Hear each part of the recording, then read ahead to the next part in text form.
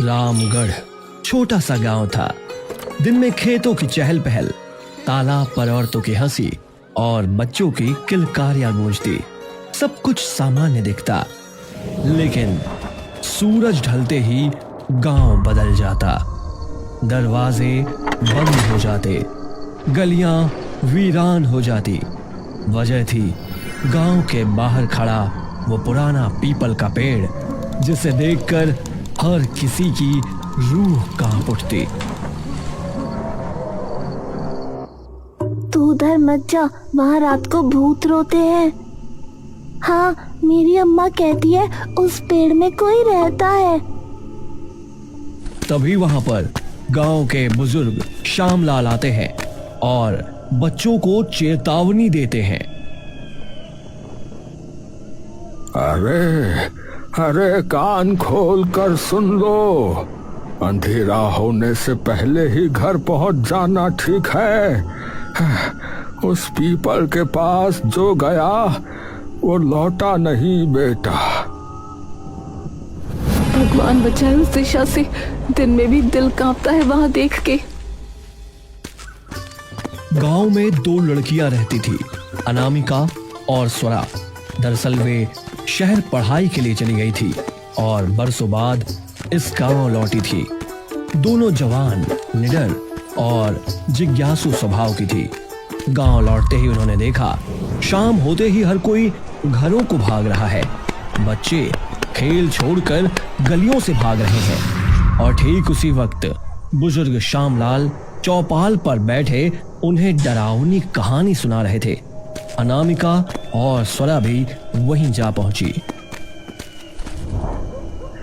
हाँ, अब चलो यहाँ से भागो और कोई भी घर से बाहर नहीं निकलेगा, समझे?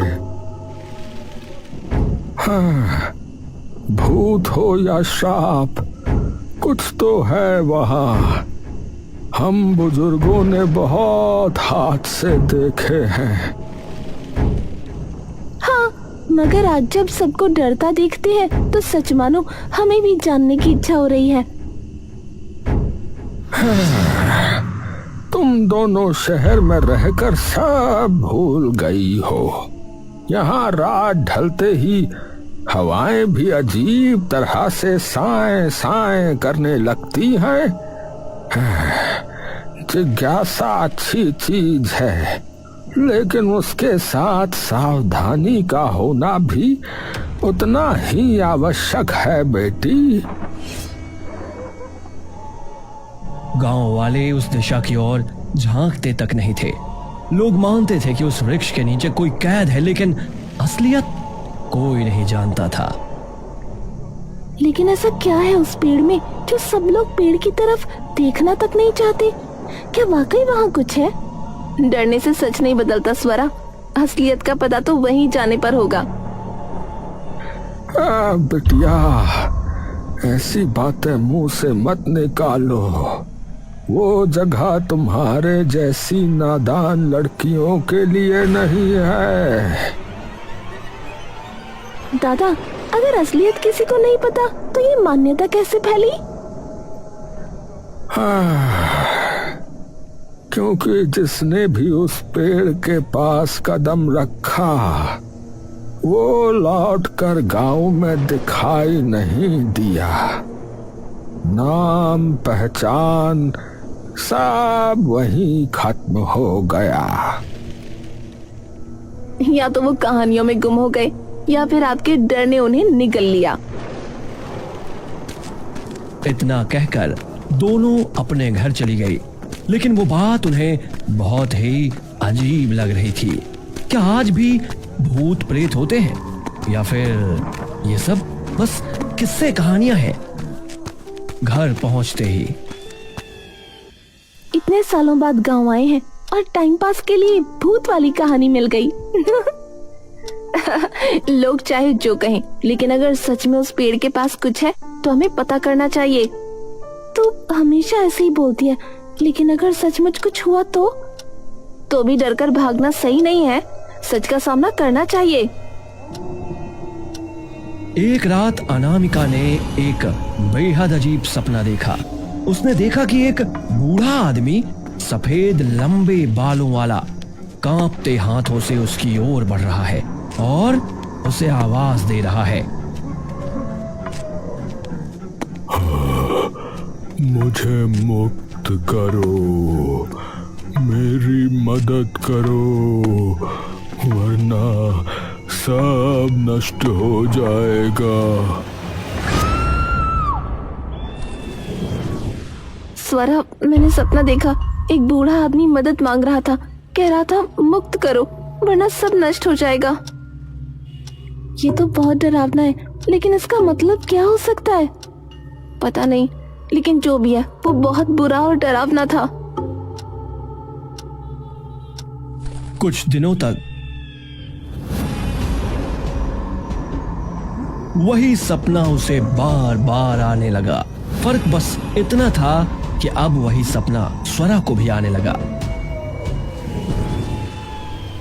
स्वरा ने अनामिका को अपनी बात बताई। अनामिका, मैंने भी वही सपना देखा, वही बूढ़ा, वही शब्द, वही मदद की पुकार। कमाल है, एक ही सपना हम दोनों को, ये संयोग नहीं हो सकता। अगली सुबह जब वो गांव में घूमने निकली तभी थोड़ी परेशान दिखी और उन्हें सामने चौपाल पे श्यामलाल दिखा गए। उनके पास जाकर उन्होंने कहा, दादा, हमें अजीब सपने आ रहे हैं। पेड़ और कोई बूढ़ा आदमी दिखता है। लगता है जैसे हमें सच दिखाया जा रहा हो।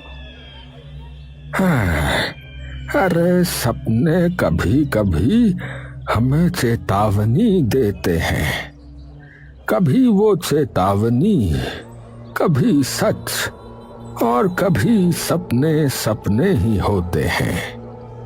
तो हम इसे क्या समझें? अरे इसे सपना समझकर भूल जाओ, और क्या। इतना कहकर श्यामलाल वहां से चले जाते हैं, लेकिन अनामिका और स्वरा कुछ सोचती है और उसी शाम दोनों ने हिम्मत जुटाई और उस वृक्ष के पास पहुंची। सूरज ढल चुका था, चारों ओर धुंध और अजीब सा सन्नाटा था। पीपल के नीचे मिट्टी उखड़ी हुई थी। वहां से एक अंधेरी सुरंग जाती दिखी। अनामिका देख, यहाँ पर एक रास्ता है। अरे हाँ, चल चलते हैं, आज सच का पता लगा ही लेते हैं। दोनों ने हाथ कसकर पकड़े और मशाल लेकर उस अंधेरे सुरंग में उतर गई। मशाल की लौ कांप रही थी, जैसे हवा भी उन्हें रोकना चाहती हो।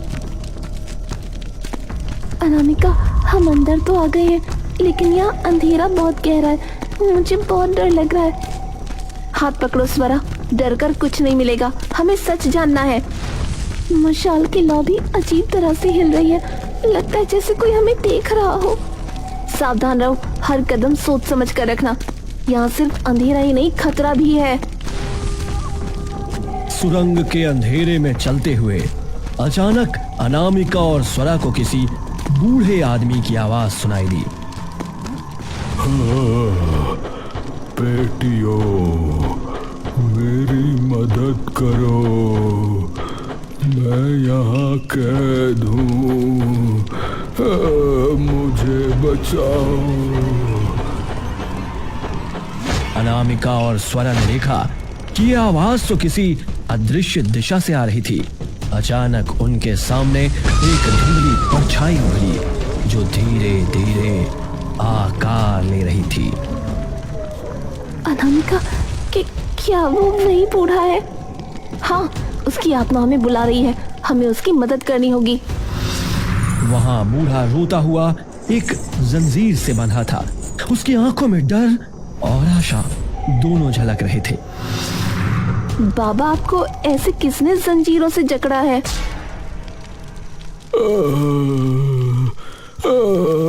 उस मंत्रिका ने, उस मंत्रिका ने। मंत्रिका कौन है?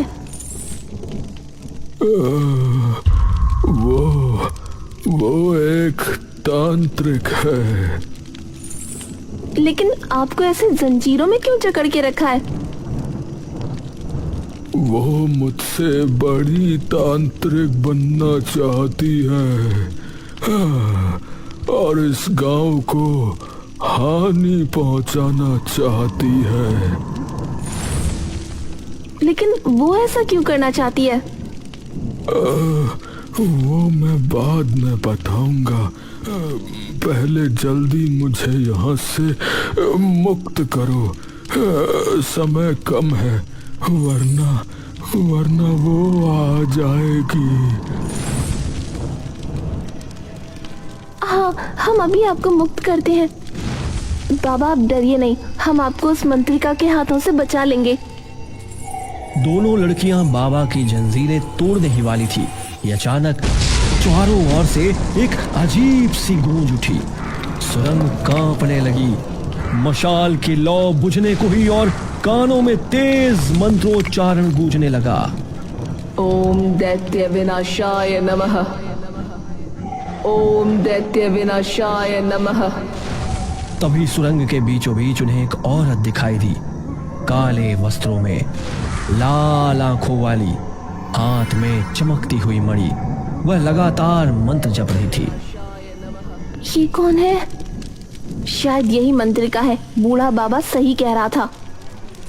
वो दोनों जल्दी जल्दी बूढ़े बाबा को आजाद करने में लगे थे कि तभी मंत्रिका उन्हें देख लेती है। कौन हो तुम? यहाँ क्यों आई हो? तो क्यों उस बूढ़े को बांध कर रखे हुए है? उसे मुक्त कर। बूढ़ा? तो उसने तुम्हें बहकाया? मूर्ख लड़कियों, वो निर्दोष नहीं, वो दैत्य है। लेकिन लड़कियों ने उसकी बातों पर भरोसा नहीं किया। तुझे धोखे की आदत होगी, पर हम इतनी आसानी से हार नहीं मानेंगे। वो दैत्य नहीं है, तू झूठ बोल रही है। उसे मुक्त करने से तू हमें नहीं रोक सकती, लेकिन हम तुझे रोक सकते हैं। तुम दोनों गलत कर रही हो। मुझे बचा लो बेटा, ये मुझे मार डालेगी। आप घबराइए नहीं बाबा, हम आपको कुछ नहीं होने देंगे। ओम दैत्य विनाशाय नमः। ओम दैत्य विनाशाय नमः। ओम दैत्य। तभी अनामिका और स्वरा मंत्रिका पर कूद पड़ती है और उनमें बहस होती है। अचानक झगड़े के दौरान अनामिका की मशाल झटकी और मंत्रिका की मणि जमीन पर गिरकर चकनाचूर हो गई। एक भयानक चीख गूंजी, सुरंग की दीवारें कांपने लगी। अचानक वही बूढ़ा प्रकट हुआ, लेकिन अब उसकी आंखें लाल थी, दांत नुकीले और शरीर दैत्याकार।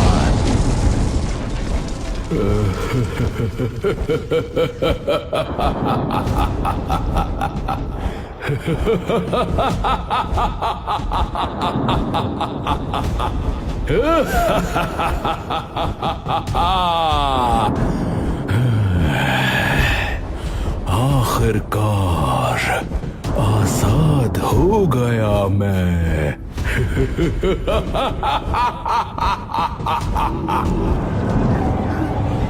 लड़कियां डर के मारे पीछे हट गईं। मूर्ख लड़कियों, माता चंडी ने उसे कैद किया था ताकि गांव बचा रहे। तुमने उसे मुक्त करके सबको संकट में डाल दिया। माता चंडी? हाँ, माता चंडी, जो गांव की कुल दैवत है, और मैं उनकी वाहक हूँ। इस दैत्य से गांव को बचाने के लिए माता ने मुझे चुना था। माफ कीजिए, हमें लगा आप बुरी तांत्रिक हो। हमसे बहुत बड़ी भूल हो गई।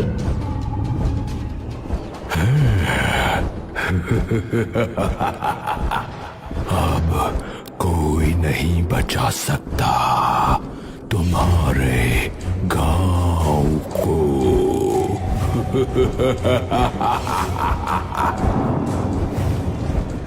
दैत्य ने पंजे फैलाए और अनामिका और स्वरा पर झपटा। तभी मंत्रिका उनके सामने आ खड़ी हुई। नहीं दैत्य, पहले तुझे मुझसे लड़ना होगा। तू मुझे रोकने की हिम्मत करती है। अब कोई नहीं बचेगा। तू हमें बचा रही है? हाँ बेटियों, मेरी नियत यही थी, तुम्हें सुरक्षित बाहर निकालना ही मेरा काम है। हम डरने वाले नहीं हैं, तुम्हारे सामने खड़ी हैं। तू मामूली सी लड़की मुझे खत्म करेगी?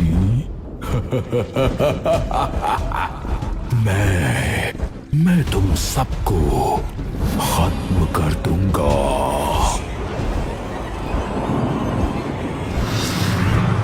भीषण टकराव हुआ।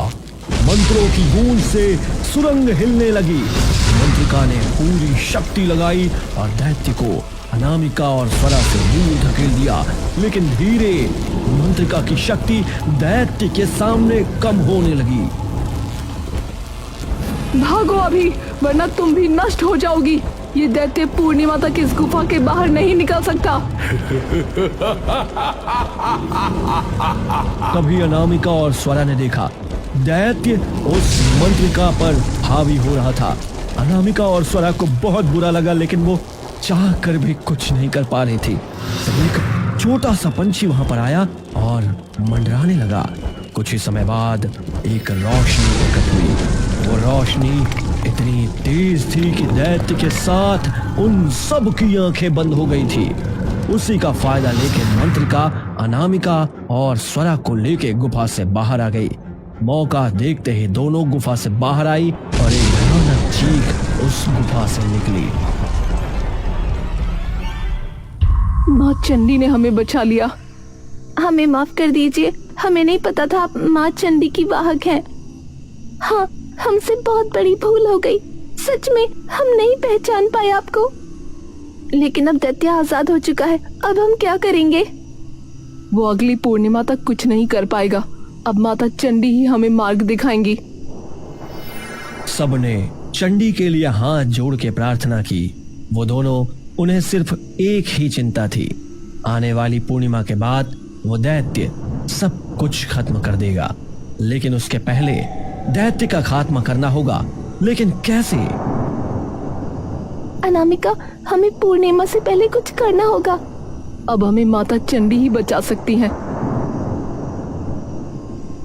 उस रात अनामिका और स्वरा सो रही थी। जैसे ही नींद गहरी हुई, उनके सपनों में अचानक एक तेज रोशनी आई। वो रोशनी धुंधली रूप में बदलकर माता चंडी बन गई, जो उनके सामने खड़ी थी।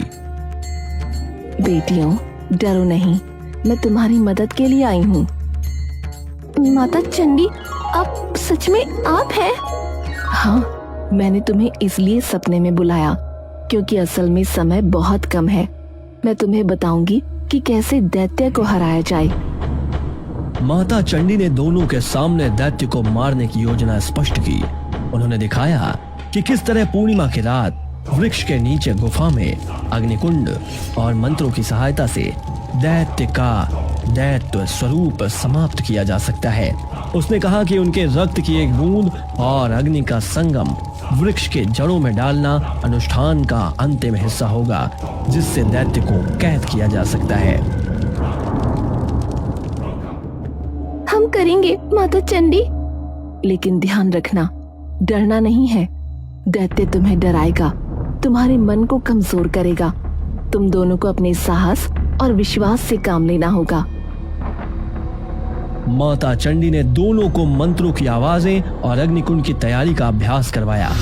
उसने दिखाया कि दैत्य प्रकट होते ही कैसे उसकी शक्ति को कम किया जा सकता है और कैसे उसका शरीर धीरे धीरे राख में बदल सकता है। जब दैत्य प्रकट होगा, तुम दोनों केवल अनुष्ठान और मंत्रों पर ध्यान दो। डर के सामने मत झुको। याद रखना, ये लड़ाई सिर्फ बाहरी नहीं, अंदर की भी है। जैसे ही शाम हुई, मंत्रिका अनामिका और स्वरा ने माता चंडी की हिदायतों को याद करते हुए पूर्णिमा की रात के लिए डरते हुए वृक्ष के गुफा में तैयारी शुरू कर दी। चारों ओर दीपक जलाए गए और मंत्रों का जाप शुरू किया। ओम दैत्य विनाशाय नमः, ओम दैत्य विनाशाय नमः। माता चंडी ने सब सिखाया, अब हम तैयार हैं। अब दैत्य को मरना ही होगा। जैसे ही उन्होंने मंत्र पढ़ना शुरू किया और रक्त अग्नि का संगम किया और वृक्ष को जड़ों पर डाला, जमीन कांपी और आसमान में काले बादल छा गए। दैत्य प्रकट हुआ, उसकी लाल आंखें भड़क रही थी। तुम मुझे बांध नहीं सकती। मैं अजेय हूं।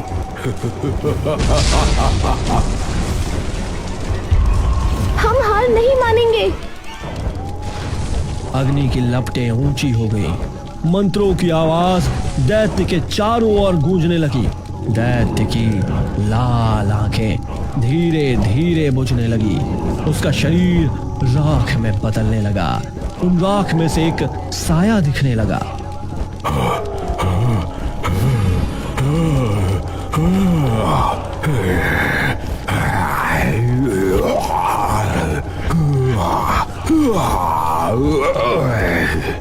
ओम दैत्य विनाशाय नमः। जैसे ही दैत्य राख में बदलने लगा, अचानक चारों ओर धुंध गहरी हो गई। उस धुंध के बीच एक रोशनी फैलने लगी और उसी रोशनी से बूढ़ा दादा प्रकट हुए। उनका रूप अब शांत था और आंखों में गहरी पीड़ा थी। देखो दादा। बेटियों, तुमने मेरी आत्मा को मुक्त किया। अब हमें सुकून मिलेगा। लेकिन दादाजी, आप कैसे यहाँ और दैत्य के रूप में कैसे कैद हुए? तभी पूरा दृश्य बदल गया, मानो समय पीछे लौट गया हो। बरसों पहले यही गांव, लोग समृद्ध थे। गांव का रक्षक था वही बूढ़ा दादा, जो उस समय एक शक्तिशाली तांत्रिक और जादूगर था। शुरू में तो वह गांव की रक्षा करता था, लेकिन धीरे धीरे उसका हृदय घमंड और शक्ति की भूख से भर गया था। अब मैं ही इस गांव का स्वामी हूँ। मेरी शक्ति के बिना कोई श्वास भी नहीं ले सकता। लोग डर के साए में जीने लगे। दादा बलिदान मांगने लगा, गांव वालों को अपने वश में करने लगा। उसकी आंखों में लालच और चेहरे पर अहंकार था। हे माता, हे देवी, हमें बचाइए, ये हमें नष्ट कर देगा। हमें बचाइए माता। तभी गांव की कुल देवी चंडी प्रकट हुई। सफेद आभा, लाल तिलक और तेज से चमकता हुआ रूप। रुक जा, तू अपनी शक्ति का दुरुपयोग कर रहा है। ये गांव मेरा है, मैं इसकी रक्षक हूँ। मुझे कोई नहीं रोक सकता, न तू और न तेरा ये श्राप। मैं अमर हो जाऊंगा। दादा ने चंडी को ललकारा, मंत्रों से युद्ध छेड़ दिया, लेकिन देवी के सामने उसकी शक्ति कमजोर पड़ गई। देवी ने दंड देते हुए अपने त्रिशूल से धरती पर आघात किया। अहंकारी, तू दैत्य बनकर उसी वृक्ष की जड़ों में कैद रहेगा। जब तक तेरी आत्मा अपने पापों का पश्चाताप नहीं करेगी, तू शांति नहीं पाएगा। और देखते ही देखते दादा का रूप विकृत होकर दैत्य में बदल गया। उसकी आंखें लाल, शरीर भयानक और जंजीरों में जकड़कर पीपल की जड़ों के नीचे कैद हो गया। गांव डर के साए में जीता रहा और यही बन गया श्रापित वृक्ष। धुंध छट गई। बूढ़ा दादा आंसू भरी आंखों से अनामिका और स्वरा को देख रहे थे।